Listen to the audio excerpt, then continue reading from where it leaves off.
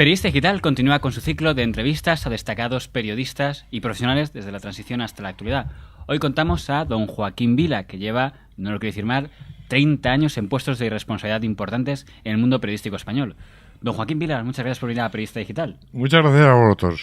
Bueno, en su caso, luego lo haremos al final del tema, ahora es director de un digital de la competencia, elimparcial.com, con lo cual le agradecemos doblemente que esté aquí con nosotros. Os agradezco infinito que me hayáis invitado porque efectivamente somos competencia y por tanto el que me entrevistéis significa que es un detalle por vuestra parte que lo hagáis. Y por usted el haber aceptado. Pues vamos a empezar por sus orígenes, que es lo que más nos interesa, que es algo que ahora, por comparar cómo está la situación ahora entonces, usted empezó, según tengo entendido, como redactor de la sección de cultura en el diario ABC, allá a principios de los años 80. ¿Cómo fueron sus comienzos en el mundo periodístico? Pues en efecto yo empecé en ABC, yo hice prácticas en ABC como redactor de la sección de cultura. Esto al cabo de no mucho tiempo, cuando llegó Luis María Ansón a la dirección del periódico, me nombró director de la sección de cultura. Estuve, yo que sé, año y pico como tal. Luego estuve de redactor jefe de la sección política y luego me nombró subdirector de información. Es decir, yo durante prácticamente 8 o 9 años fui la mano derecha de Ansón dentro del diario ABC. Fui el subdirector de información y bueno, pues luchamos, sufrimos y logramos que ABC, que era un periódico que estaba prácticamente hundido, porque estaba hundido, es decir, que cuando llegó Ansón a ABC era el cuarto o quinto periódico de España. Es decir, ya había pasado Diario 16. Había pasado Diario 16, el Ya, esto, en fin, ya no me acuerdo. Vamos a analizar un poco la situación de ABC. Y cuando llega Ansón hace dos cosas inteligentísimas. Una es resolver la crisis económica que tenía el periódico, que era importantísima, y luego hacer un periódico realmente combativo desde el punto de vista periodístico. Es decir, que el periodismo mucha gente lo tacha o lo califica como de poder. El periodismo no es un poder, es un contrapoder. Es decir, los periodistas lo que estamos es para denunciar a los que son corruptos, a los que deterioran la política, pero también tenemos la obligación de elogiar y destacar a los periodistas que son buenos. Es decir, por eso tenemos esa función, digamos, de equilibrio dentro de la sociedad. Una nación sin unos periódicos libres, como puede ser ahora Venezuela o Corea del Norte o China o Cuba o tantos otros países, no son libres, pero no son libres esencialmente porque no tienen periódicos libres. Porque la única manera de que la opinión pública sepa lo que ocurre en su país lo sabe a través de los medios libres. Y en España se ha logrado. Tenemos periódicos de muchas tendencias y cada uno además con toda la legalidad y con toda la independencia y con toda la tranquilidad del mundo. Don Joaquín, por hablar un poco del equipo aquel que estaba en aquel ABC que afrontó la crisis fuerte del año 82-83, en aquel equipo estaba usted, estaba el señor Sentís. Don Darío Valcárcel figuró ahí como su director durante un tiempo. Se le cuento por qué estoy mencionando este nombre, porque cuando hablamos con el señor Ansón en este mismo ciclo, nos decía efectivamente que el ABC se enfrentó a una fuerte crisis que decía que si no llega a estar, podría haber quebrado el ABC en pocos meses. Pero en cambio el señor don Darío Valcárcel nos dijo que no era para tanto, que en el fondo la crisis no era tan grave y que el señor Ansón exageraba. ¿Por qué cree que había una controversia entre el director y el que entonces... Bueno, vamos a ver, yo creo que Darío Valcárcel, que es un gran periodista y es un tipo excepcional, lo que hizo fue insuflar unas tesis y unas teorías, sobre todo desde el punto de vista internacional, que es lo que él controla bien. De hecho, él es el director de una revista internacional que sigue editando ABC, pero la crisis económica la salvó Anson. Es decir, eso no hay quien lo dude. Y la crisis económica y la crisis periodística. A veces estaba hundido. Es decir, una cabecera como ABC, que era centenaria, que era la decana después de La Vanguardia de la prensa española, pues cogió a Anson y la convirtió en el periódico de referencia para lo que llamamos la derecha o centro derecha o esas memeces que calificamos la ideología, pero que defiende unas ideas, pues llamémosle conservadoras, llamémosle como queramos, pero que defienden unos principios en los que estaba ABC con Anson, pero en los que no estaba el ABC sin Anson. Y ese fue el hundimiento de ABC, que los lectores de ABC se fueron porque el periódico que leían no decía lo que ellos querían que dijera. A usted se le considera el padre de muchas de las delegaciones que hizo ABC en aquella etapa, ¿no? No, el padre no. O sea, yo fui delegaciones de Cataluña, Alicante, yo Valencia, fui Aragón. el ejecutivo, entre comillas. Los periodistas no somos ejecutivos, somos periodistas. Yo lo que ocurre es que convencí a Anson que la expansión de ABC necesitaba expandirse por España con información propia en cada región. Entonces montamos la delegación de Valencia, la de Barcelona, Andalucía ya no, porque tenía un periódico propio, la de Castilla-La Mancha, la de Castilla-León, que estaba ubicada en Toledo. Es decir, lo que hicimos fue hacer periódicos en el cual el periódico principal, el ABC, era el soporte, pero dentro había un cuadernillo en el cual venía la información de la región en cuestión. Y eso nos dio un éxito enorme y sobre todo una presencia mediática, política, de marketing, de todo lo que queráis. En la delegación de ABC Cataluña ficharon ustedes al señor Casals y al señor Maruenda, ¿no? El señor Casals, el señor Maruenda, sí señor. El señor Casals era entonces un ejecutivo y a través de Tomás Cuesta, que entonces era el delegado de ABC en Cataluña, se hizo amigo de él, le contrató, habló con él, le convenció y se convirtió en un elemento fundamental dentro del esquema de ABC. Y la delegación de ABC en Cataluña tuvo un éxito enorme desde el punto de vista de ventas y económico, gracias a los dos. Es decir, el genio era Tomás Cuesta y Patricia Casals era el urdidor, el que conseguía el dinero, el que conseguía los contactos, el que hacía una distribución inteligentísima, el que logró unos talleres baratos y excepcionales.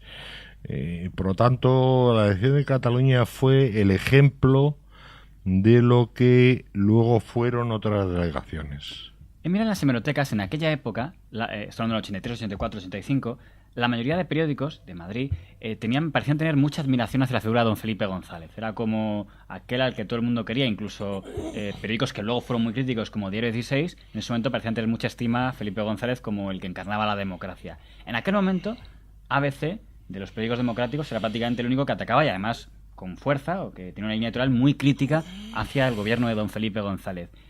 En aquel momento, además, que tenía mayoría absoluta, que además parecía que iba a tener siempre, que suponía que un medio de comunicación se convirtiera, digamos, en enemigo acérrimo del gobierno, porque no era un gobierno cualquiera, un gobierno, insisto, con mayoría absoluta, que parecía contar con cierta simpatía y que parecía que atacarle a él era atacar a la democracia. Pues mira, como diría el tópico radiofónico o televisivo, Me alegra que me hagas esa pregunta. Felipe González es y sigue siendo un hombre inteligentísimo. En su primera legislatura fue un buen presidente. Y luego se deterioró. Se deterioró por muchos motivos que yo desconozco en parte y conozco en parte también. Es decir, él triunfó como presidente del gobierno, él ganó 2 legislaturas y empezó a arrugarse política y personalmente. Y entonces, aunque sea una metáfora, terminó podando Buenos Aires. Y mientras él podaba Buenos Aires, pues el señor Roldán estaba robando la caja de las víctimas del terrorismo, el señor Barrio Nuevo con el señor Vera estaban montando los GAL, es decir, fue la catástrofe de España.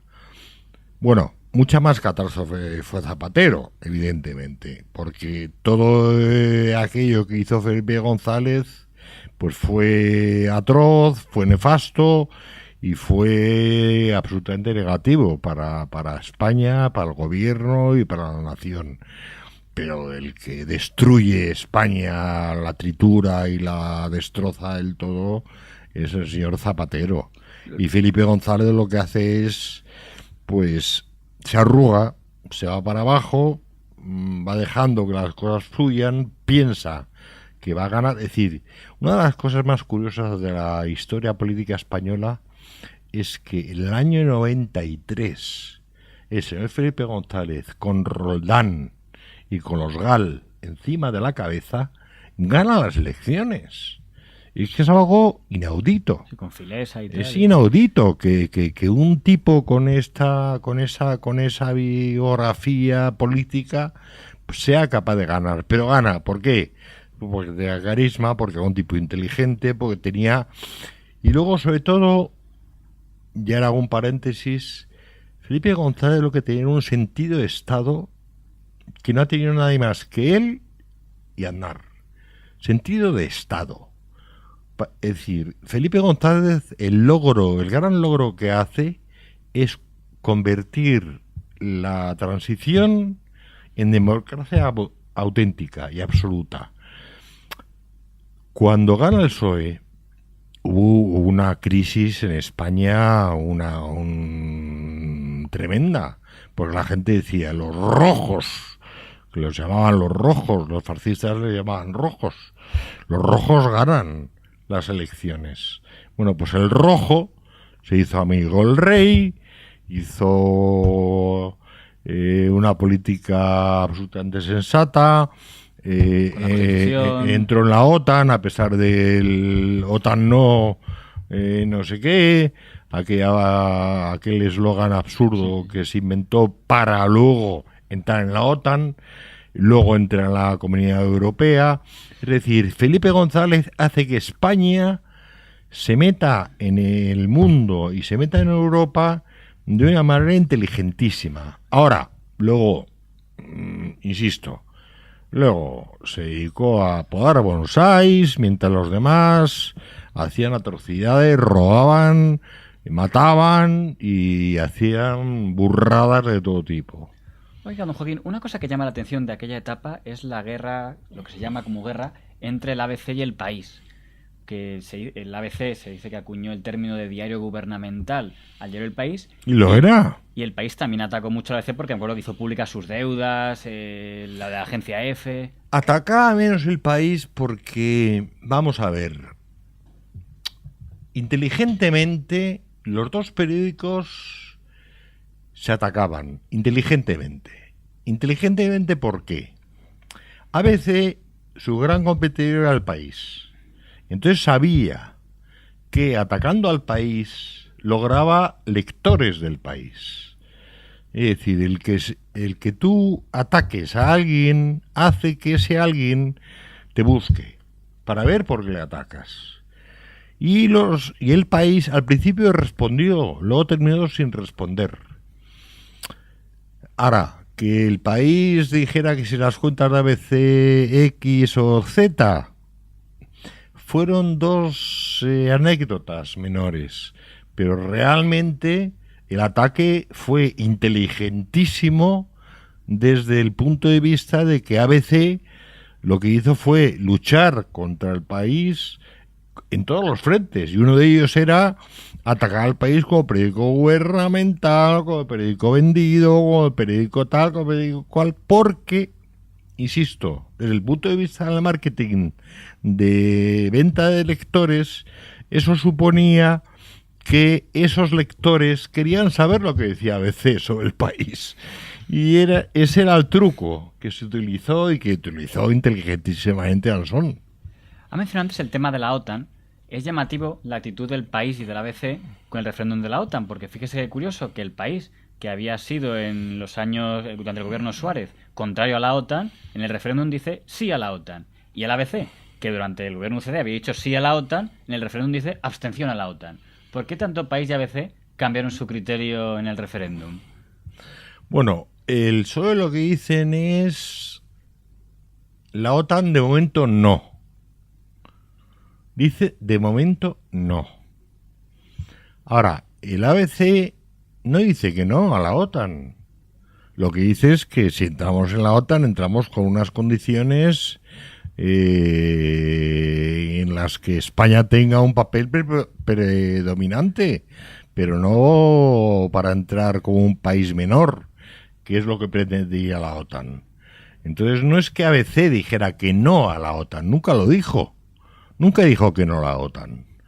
El que cambió de criterio fue el país, que dijo de OTAN no a OTAN de momento no.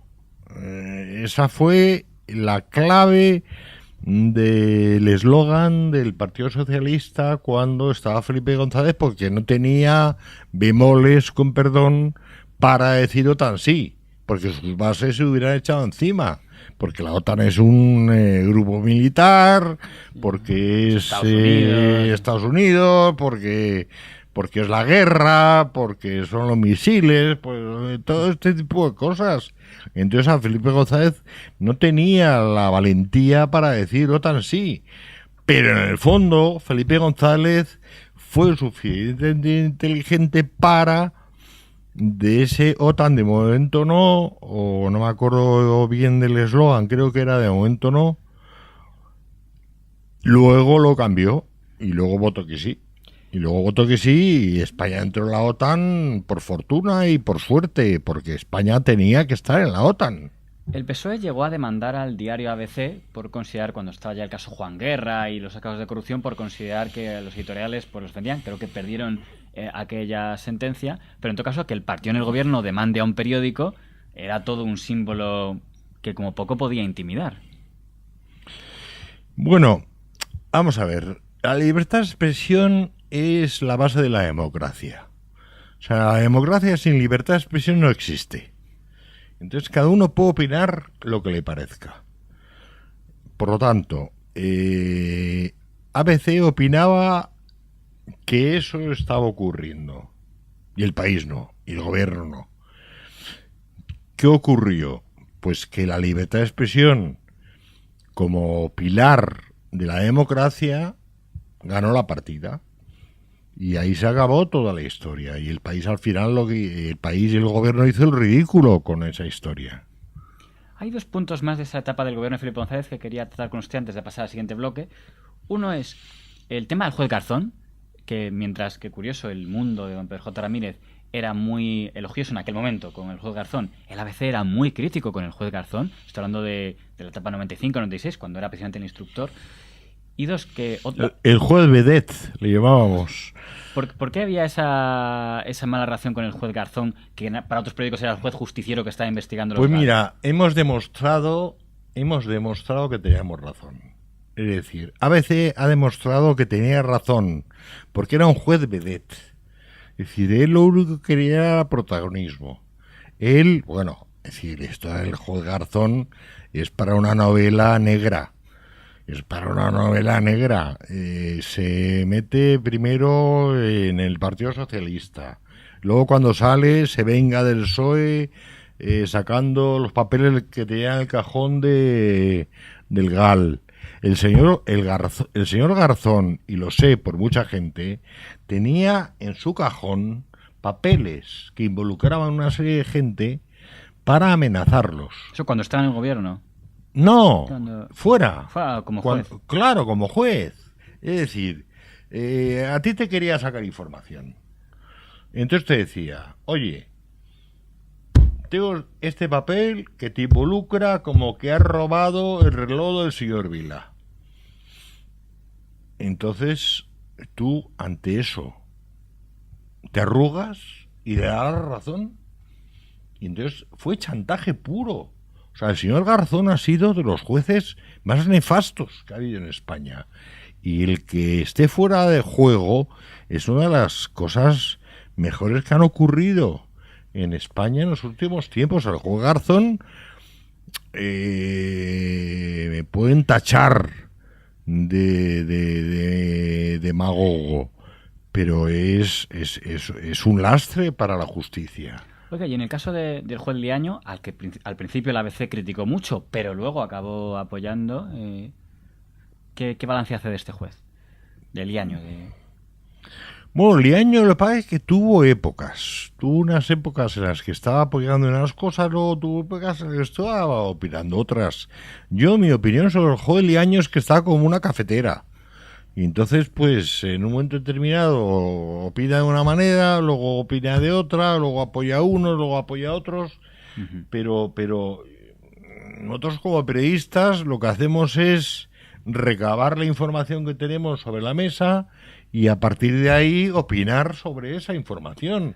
Pero el juez Liaño ha sido de los tipos más desperdigados mentalmente que ha habido en España y de hecho está en las cloacas de la justicia. Y un último tema relativo a esta etapa, una diferencia que veo entre El Mundo y el ABC, en esa etapa en la que son, digamos, los dos periódicos que denuncian las corrupciones y los crímenes en el gobierno de don Felipe González, es que mientras que me parece que El Mundo ataca muchísimo a los mandos antiterroristas, el ABC, que ataca mucho a políticos, a tal, hace una excepción con los mandos antiterroristas. O sea, estoy pensando en gente tipo como el general Rodríguez Galindo. Noto más respeto en el ABC que en El Mundo, donde le tachan directamente de asesino, hacia este tipo de figuras. Vamos a ver, el juez Galindo, después de todo lo que ha pasado, es duro decirlo, incluso habrá gente que se alarme de lo que voy a decir, ha sido de los mejores generales, de los mejores mandos de la lucha antiterrorista, de los mejores. Es decir, ha detenido más etarras que nadie, ha desarticulado más comandos que nadie, ha hecho más contra ETA que nadie. ¿Qué pasó con el GAL? No lo sé, y no lo sabrá nadie, O sea, lo de la cal viva, famosa, que dice Amedo, está por ver, no está demostrado. Es decir, el señor Galindo, desde Inchaurrondo, que era Inchaurrondo, yo lo conocí en su día, era una especie de fortificación. Eran los enemigos. Es como si tú estás ahora mismo en Crimea, rodeado de rusos. Pues es lo mismo. El señor Galindo, vamos, se dejó la piel, se dejó la vida, se dejó todo por luchar contra ETA. Que luego a algunos mandos se les fuera de la mano el asunto, como dice Amedo, como dice este o como dice aquello, es probable. Pero no es seguro. Entonces, yo desde luego, aquí y ahora digo que yo estoy con el señor Galindo y le defiendo porque ha sido de los hombres que más ha combatido a ETA y con más eficacia, con más contundencia y con más éxito. Hubo una portada suya ya cuando en la tabla de la razón que me acuerdo cuando condenan al señor Galindo, que es que curioso que mientras el Galindo condenado, Josu Ternera en libertad y Felipe González en su casa. Claro. Es que esa es la historia de España. Es Es decir, es que el señor Terrea está en Londres viviendo como un pachá. Y el señor Galindo ahora mismo está, bueno, por suerte, está en su casa, está condenado, pero está en su casa, pero ha estado involucrado y condenado por el asunto del GAL. Y el asunto del GAL es como el 11M, algo que no sé si la historia algún día descubrirá qué es lo que ocurrió. No lo sé. No sé si el 11M lo hizo uno u otro. Yo no sé si el GAL lo hizo uno u otro. No lo sé. Y como no lo sé yo, me temo que no lo sabe nadie. Ahora hay mucha gente que cree que sí. El señor Pedro J. Ramírez cree que los malos son estos, los buenos son aquellos. Y el otro cree que es los buenos son estos, los buenos son aquellos. Yo, modestamente, digo, no lo sé. Vamos a ver un caso que le afecta personalmente y que haya mucha atención. Don Luis María Ansón deja que íbamos a hablar de mujeres. Don Luis María Ansón deja la dirección de ABC en 1997, creo. Y al día siguiente de que deje la dirección, el nuevo director, Jiménez Alemán, prescinde de usted como su director. ¿Fue por decisión suya, petición suya? ¿Fue por decisión del nuevo director? Vamos a ver. Yo era el director de ABC, yo era el director impectore. El que todo el mundo pensaría, bueno, del ABC. Le va a sustituir. Era el director impectore de ABC. Ocurrieron una serie de cosas en las que no quiero entrar, y perdonadme, porque entre periodistas estas cosas no hay que ocultarlas, pero perdonadme. Pero solo voy a dar un nombre. El que fue el siguiente director a mí, Paco Jiménez Alemán, me hizo la cama que se hizo vulgarmente para que yo no lo fuera. Y lo que hizo contra mí no es contable. No es contable. Entonces, ¿qué es lo que ocurrió? Cuando yo estaba nombrado impectore, porque una semana antes yo iba a sustituir a Ansón, y de hecho estaba todo preparado para que así fuera, cuando eso iba a ocurrir, se cuela Jiménez Alemán con una serie de operaciones en las que hasta el rey intervino. Hasta el rey intervino. Entonces Ansón se va y coge y me dice, vente conmigo. ¿Puedo preguntar una pregunta? Si no se puede contestar, no. Se habló entonces de un político que era Javier Arenas. ¿Es bulo? No fue Javier. Por ese lado no fue, okay, porque decían... Javier Arenas no tiene nada que ver porque no lo conocía de nada, vamos, le conocía... Como no decían porque decían si era muy a mi tía Federica, pero no, que no... Porque decían que era muy amigo del director que vino después, era por eso el tema de que a lo mejor se podía... No fue por ahí, fue por otro lado, fue por un amigo del rey, que engañó a Guillermo Luca de Tena. Le engañó y le dijo que yo era antimonárquico y que yo no sé qué, que yo no sé cuánto. Yo no soy ni antimonárquico, ni monárquico, ni nada. Yo soy del Madrid y nada más. Ha contado lo de... Ni siquiera tengo carne. Una cosa que se acuerda hoy poco fue el proyecto de Televisa España, que usted le tocó dirigir. Que fue precioso, por cierto. Pues es una buena ocasión para decir qué fue aquel momento en el que apareció Televisa, aterrizó en España, parecía que iba a ser una plataforma muy fuerte, iba a entrar en vía digital, Ansón era el presidente y usted iba a estar al frente de los informativos. Y lo hubiera sido. Lo que ocurre es que el que llamaba el tigre, Azcárraga, que era el fundador de Televisa, entonces este hombre muere. Es decir, cuando estábamos montando, porque mira, hubiera sido de las cosas más preciosas periodísticamente de mi vida. Era un canal, hubiera sido el primer canal 24 horas de noticias. Lo tenía todo preparado, todo. Equipo, cámaras, realizadores, todo está preparado, todo. ¿Qué ocurre? Que se muere. Yo no sé si porque tiene una mujer mucho más joven y mucho más enérgica que él, Adriana Bascal, o por qué, pero el caso es que se muere.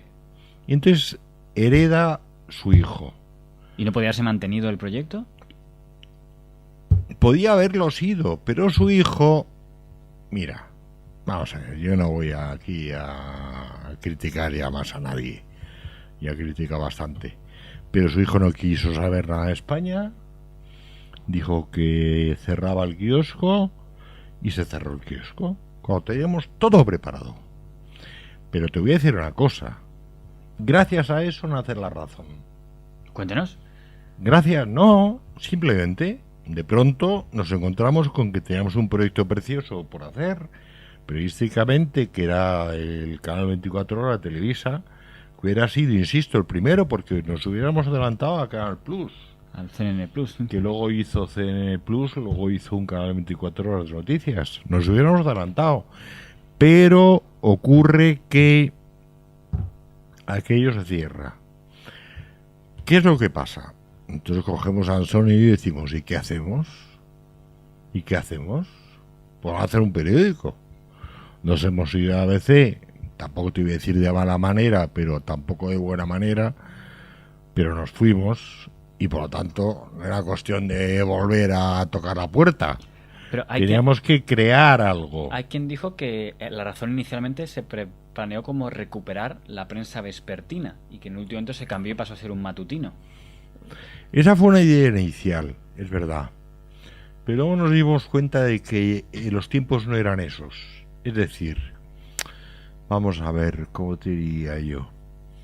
Hace 40 años, por la tarde se vendían periódicos. Estaban los kioscos abiertos, tal. Ahora mismo, a las 2 de la tarde no hay un kiosco abierto en Madrid. Entonces los periódicos vespertinos no se jalan una rosca. De hecho, no existe ninguno. Entonces creamos un periódico pues matutino y lo creamos, insisto, gracias a que el proyecto que teníamos entre manos no funcionó. Y entonces dijimos, ¿qué es lo que sabemos hacer? ¿Periódico de papel? Vamos a hacer uno. Oiga, y tengo aquí, por cierto, el primer número de La Razón, y tiene aquí los principios fundacionales, y me hace gracia que en esta hoja de principios fundamentales se incluye rendir homenaje a nuestro admirado colega de ABC. O sea, lo digo pues somos unos caballeros, hombre. Lo digo porque en el otro lado lo que se decía es que era una hombre, gran traición. A la ABC no le hizo mucha gracia. O sea, a la ABC no le hizo mucha gracia que sacáramos La Razón, puesto que estábamos compitiendo con sus lectores. Llegó entonces, a haber amenazas desde ABC pues contra tipo anunciantes, proveedores, de decir no hagáis caso a estos nuevos. Las hubo. Pues eso, que qué curioso que mientras por un lado está habiendo, digamos, presiones, por otro ustedes le reciben diciendo que queremos rendir homenaje a ABC en nuestro primer número. Nosotros somos los caballeros y ellos no. Un punto más referido al tema de ABC. Don Guillermo Luca de Tena, que usted lo ha mencionado antes el nombre, y que declaró que se sentía engañado, traicionado, dijo de todo contra Luis María Ansón. ¿Qué balance hace usted de por qué tenía tanta animadversión don Guillermo Luca de Tena hacia el equipo de La Razón y particularmente hacia su presidente? Hemos leído incluso a don Ramón Pérez Maura escribir que hace relativamente poco que fue una ingratitud de parte de ustedes y que era una redacción aquella sometida a los capillos del señor Ansón donde solo Guillermo Luca de Tena ponía sensatez. ¿Qué balance hace usted a aquella, si no quiero decir guerra, digamos, campaña o por lo menos animadversión de don Guillermo Luca de Tena hacia ustedes? Guillermo Luca de Tena era un caballero. Era un tipo excepcional desde el punto de vista personal, pero era periodista. Entonces, Guillermo Luca de Tena hunde a ABC. Aquí dice que lo declaro, que fue hunde a ABC. Y recurre a Ansón para recuperar a ABC. Cuando Ansón recupera a ABC, entonces Guillermo Luca de Tena se queda en un segundo plano. Bueno, sería como presidente, cuasi honorífico, en fin, presidía las cenas de los cavias, se ponía su pajarita de smoking, tipo elegante, con una facha, un tipo al que yo tenía mucho aprecio, por cierto. Pero quien salva a ABC es Ansón. ¿Qué es lo que ocurre? Cuando Ansón se va de ABC, que se va por ciertas presiones, entonces se va a Televisa, como hemos comentado antes. Permíteme, ¿no fue voluntario? ¿Hubo presiones para que Sean Ansón dejara la dirección de ABC? Hubo presiones que yo no conozco del todo. Ok. Pero basta que no fue todo lo voluntario que podía haber sido. Que yo no conozco del todo. Hombre, por otro lado tenían solo una oferta excepcional. Es decir, Ansón, a la edad que tenía, el montar la primera cadena de 24 horas de televisión digital, pues era una medalla más en la solapa después de tantos años de éxitos periodísticos. Por lo tanto, hubo un ten con ten. Y entonces Ansón coge y se va. Cuando ocurre lo que tú me acabas de contar, Ansón dice, bueno, Joaquín, vente conmigo. Porque el siguiente director, obviamente, puesto que había sido mi competidor, pues no iba a lo contar, primero que hace es decirme, guapete, hasta aquí hemos llegado. Oiga, y hay dos reproches que se han hecho, digamos, desde el entorno de Guillermo Luca de Tena. Uno es que señor Ansón no apoyara a don Guillermo Luca de Tena en el tema del diario sensacionalista Claro, que es como, y otro que aseguran que él se había comprometido a que no iba a volver a dirigir un periódico, aunque bueno, oficialmente nunca volvió a dirigir un periódico porque el director era usted. Pero yo la segunda parte no la conozco. El que él dijera que no iba a dirigir otro periódico, esa parte no la he escuchado jamás. Ahora, que se opuso a Claro, con toda la razón del mundo. Claro, fue de los mayores fiascos de ABC, económicos, de imagen y de todo tipo. Es decir, que ABC, un periódico que se supone que representa a la burguesía española, un periódico serio, sensato, equilibrado, que haga un periódico sensacionalista, era una barrabasada. Entonces Ansón desde el primer momento se opone a que eso ocurra. Y entonces se opone por un motivo, sobre todo ideológico, periodístico, de imagen, de todo lo que quieras, pero en el fondo económico. Es decir, Claro fue la ruina de ABC. El edificio de ABC, el que ahora es el centro comercial, este tan bonito que hay ahí, ese edificio se vende para pagar las deudas de Claro. Y se vende un edificio histórico, precioso. Es decir, el edificio de ABC de Serrano era un edificio que se construyó en la época en la que la arquitectura sevillana estaba más o menos de moda, porque los Luca de Tena son de origen sevillano. Y bueno, y era un auténtico palacio y sigue siéndolo en parte. Es decir, las escaleras de caoba, unos espacios preciosos, una biblioteca excepcional, un edificio de verdad de museo.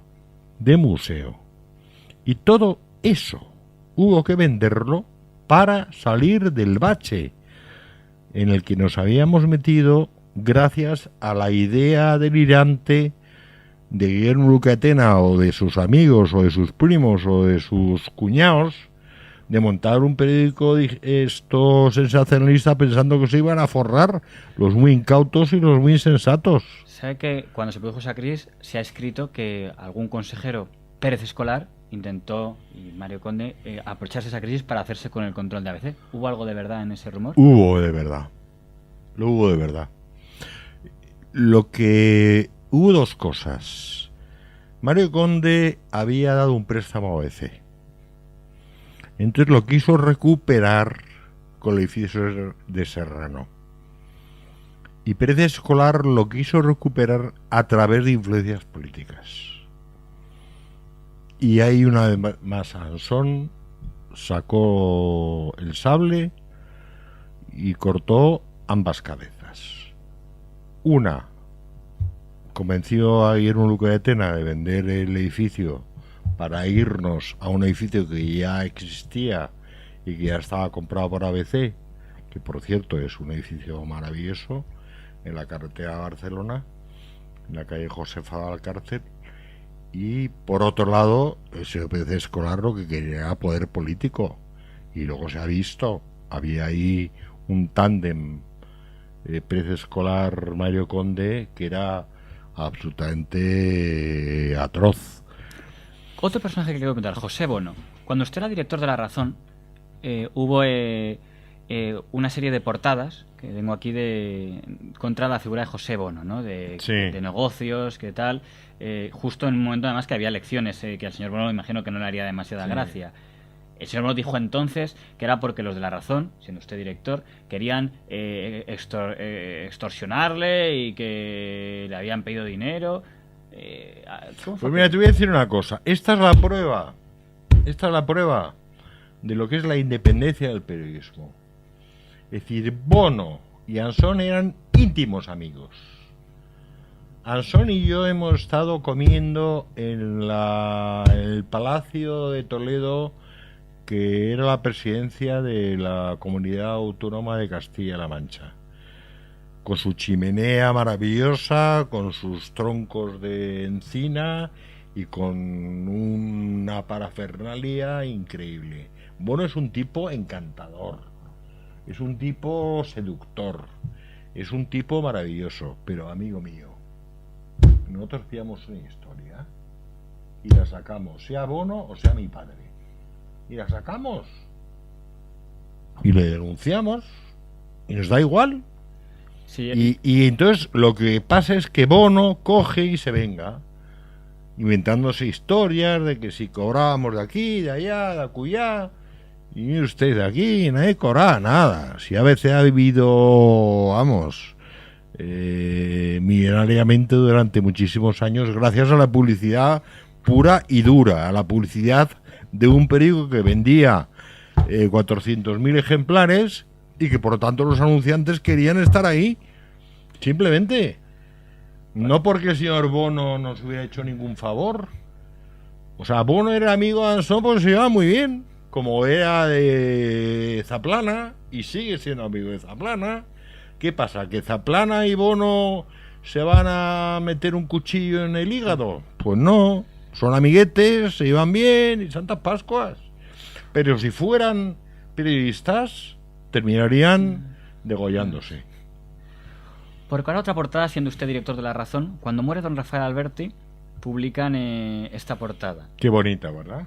Y exactamente el mismo día, el ABC publica exactamente la misma foto en portada. De hecho, ha estado aquí un exdirector del ABC que dijo que esa foto pertenecía al ABC y que poco menos que entonces... Pues es mentira, esta foto pertenece a Ansón. O sea, que no era una foto robada al archivo del ABC. Todo lo contrario. Esta foto se la dio, este dibujo, que no es foto, se la dio Alberti a Ansón, porque Alberti y Ansón fueron amigos. En La Razón, entre sus fundadores, hubo dos empresarios que se fueron enseguida, uno más rápido que otro, que uno era el señor Frade, que se le atribuyó cofundador y se fue enseguida, pero otro que me hace más raro era el editor de Interview, don Antonio Asensio, que no tiene una línea editorial que la gente pensaría similar a la que pudiera tener usted o el señor Ansón. Pues esas son de las habilidades de Ansón.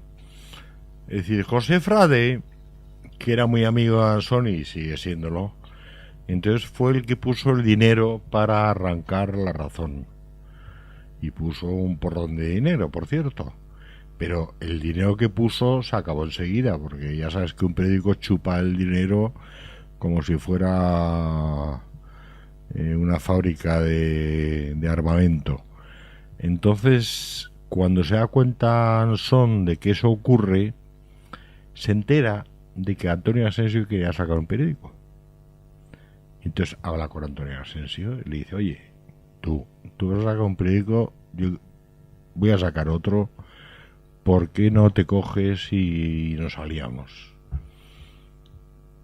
Entonces Asensio lo piensa no sé qué, piensa no sé cuántos, piensa tal, y al final lo hace. Y al final pone el dinero. ¿Qué es lo que ocurre?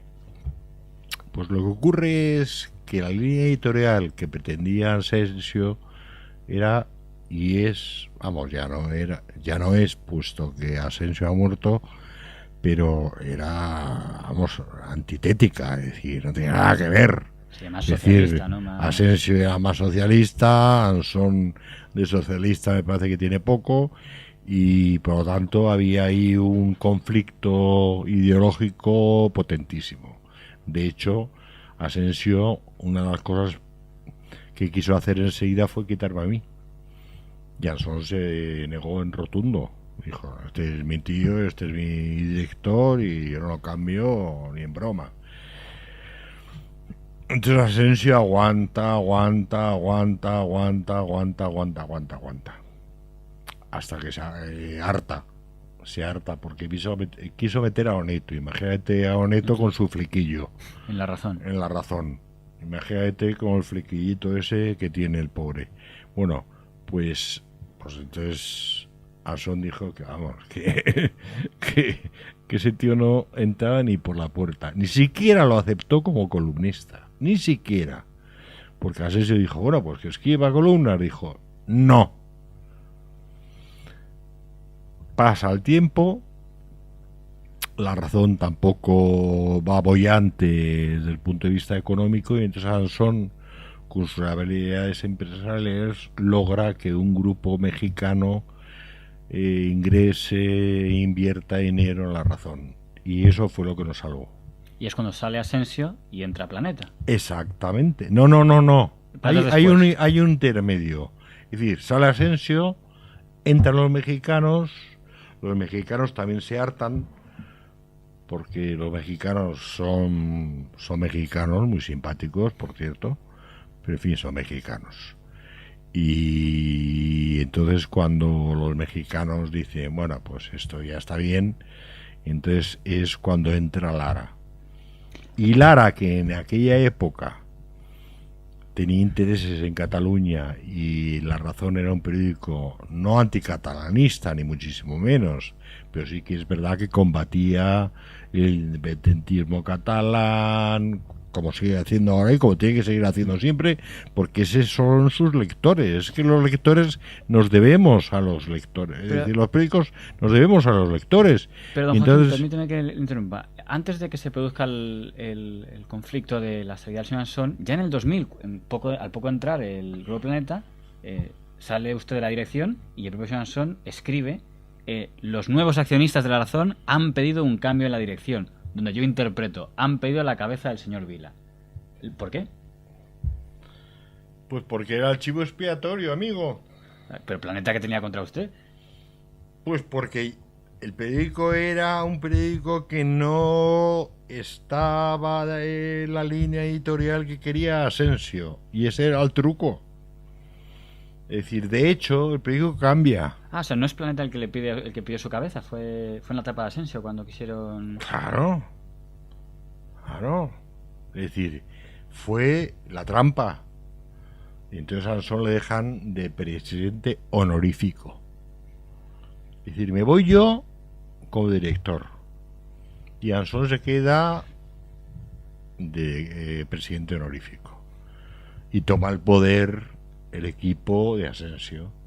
De algún modo, tampoco del todo, pero de algún modo lo toma. Aquí se dice que esta portada fue una de las cosas que motivó que quisieran, digamos, ir a por quitar al señor Ansón de la presidencia.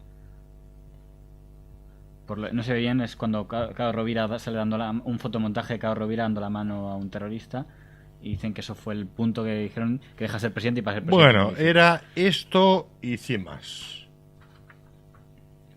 Y 100 más. Esa era la tesis nuestra. Esa era la tesis y de hecho, y perdona la arrogancia, pero esto es lo que ha ocurrido. Lo que dijimos hace 10 años o 15, ya no me acuerdo de cuándo es esa portada, es lo que ha ocurrido en España. Pues ya terminando, hay dos puntos más que yo quería dar con usted antes de terminar. Uno de ellos es una cosa que me llama mucha atención, que es el caso del gratuito ahora. Digo porque aquí, lo que decíamos del señor Asensio, un periodista que no le considero muy socialista, como es don Joaquín Vila, aliado con un empresario como era el señor Rosendo, alias el Jamonero, al que se le considera muy cercano al PSOE andaluz. Creo que ahora está citado en el tema de los ERES. ¿Cómo se produjo esa coalición? Vamos a ver, este señor era concejal de un pueblo de Sevilla, no recuerdo cuál era, pero era más franquista que Girón. Va, el señor Rosendo. El señor Rosendo. Entonces. Más fácil Girón. Y entonces, a través de unos contactos, él lo que quería introducirse en Madrid a través de los medios de comunicación para tener presencia y poder e influencia. Y entonces, pues por empresarios que no puedo contar su nombre, le ponen, vamos, me lo presentan, me pide un proyecto, yo se lo hago, le digo que nos vamos a poner las botas. De hecho, el periódico, mal está decirlo, pero es la pura verdad, tuvo un éxito arrollador, porque se vendía, vamos, no se vendía, se regalaba como churros, hacíamos 100.000 ejemplares y nos lo quitaban de las manos. Pero entonces, ¿por qué le cambia a usted? Porque al poco tiempo le cambian a usted por otro periodista que además es... Pues porque era, como tú bien dices, era socialista. Y entonces el periódico que yo hacía no estaba en contra de su ideología. Y le estaba haciendo daño en Sevilla, que es donde a él le interesaba el negocio, el jamonero, como tú bien acabas de decir.